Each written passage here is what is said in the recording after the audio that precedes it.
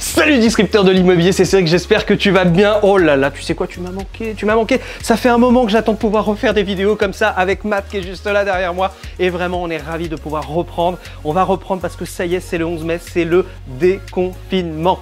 Mais attention, c'est pas la fin de la guerre.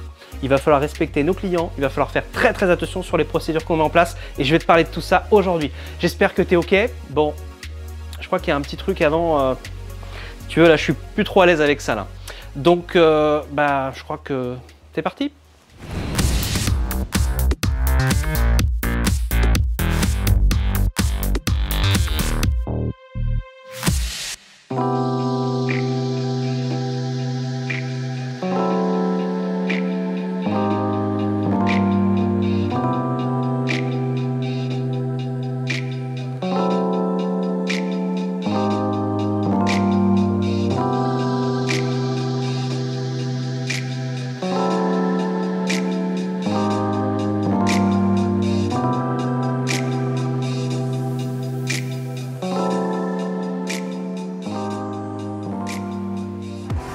Comme vous avez pu le voir, chez ce barbier, ils ont su s'adapter, ils ont su mettre en place les gestes barrières. Mais bon, je vous le dis, pour la barbe, il faudra repasser parce qu'ils ne peuvent pas naturellement faire la barbe, ça ne rentre pas dans les préconisations pour les gestes barrières.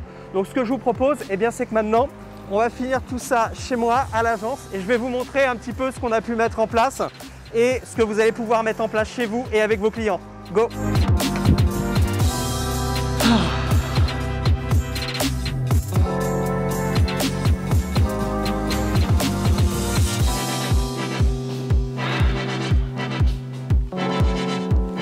Et voilà, ça y est, on y est. Retour au bercail. Ça me fait vraiment plaisir de revenir à l'agence, de retrouver ma petite boutique. Il va falloir s'habituer à un certain nombre de gestes indispensables pour pouvoir recevoir la clientèle. Et là déjà, au niveau de l'espace, on va être honnête, c'est pas encore prêt. Donc ce que je vous propose, c'est qu'on se retrouve tout de suite et on va faire l'installation. Go!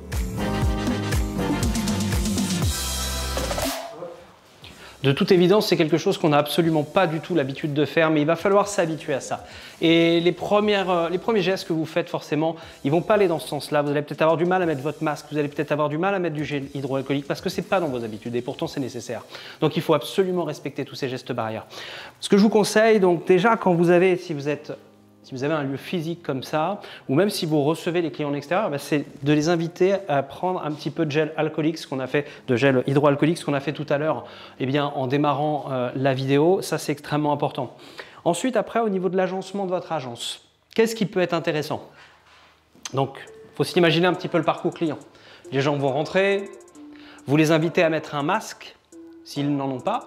Si vous en avez à l'agence, vous leur fournissez. Et vous les invitez à mettre du gel hydroalcoolique.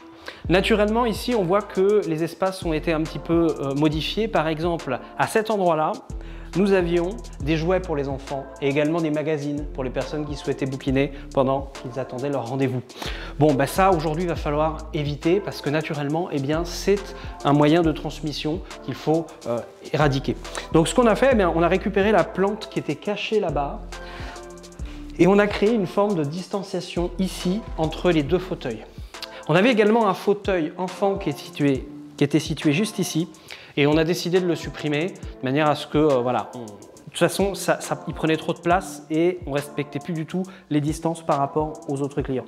Et ici, sur cette petite table, nous avions avant des petits flyers, des petits prospectus pour présenter des commerçants locaux. Malheureusement, pendant ce temps-là, on va être obligé de mettre ça de côté parce que, encore une fois, il y a un risque de transmission.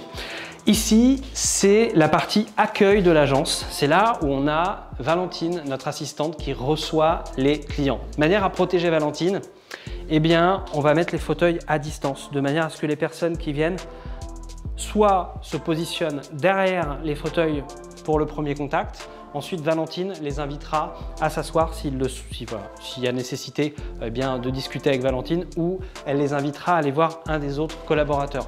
Naturellement, on a bloqué ce bureau-là parce que c'est un bureau qui est vraiment en plein dans le passage et là, c'est trop compliqué par rapport à la distanciation sociale. Donc celui-ci, il est bloqué. Par contre, ce qu'on va faire, c'est que quand il y aura des papiers à signer et que les gens vont avoir besoin d'un bureau pour s'adosser, pour pouvoir poser leurs documents, on va les inviter à venir ici.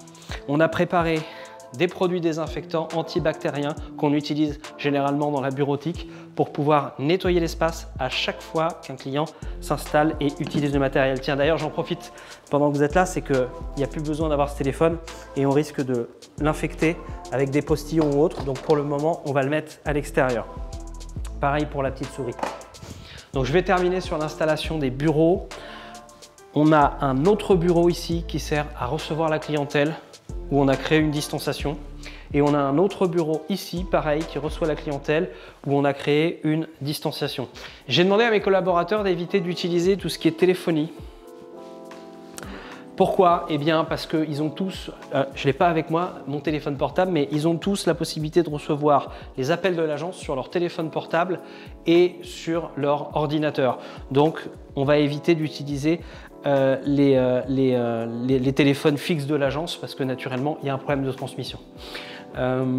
Qu'est-ce qu'on a pu mettre d'autre en place? Alors, au niveau des collaborateurs, il n'y aura que 3 personnes en même temps dans l'agence. On l'a vu, Valentine qui sera présente et après en fonction d'eux, il sera peut-être plus judicieux de la voir en télétravail. On aura Valérie qui est la responsable d'agence qui sera ici ou bien dans le bureau qui est juste derrière et on aura un conseiller immobilier qui est de permanence qui sera présent dans les locaux. Entre chaque conseiller, eh bien, la personne qui arrive doit nettoyer son bureau. On l'a vu, il y a du matériel et quand il s'en va, il doit nettoyer également le bureau avant de partir.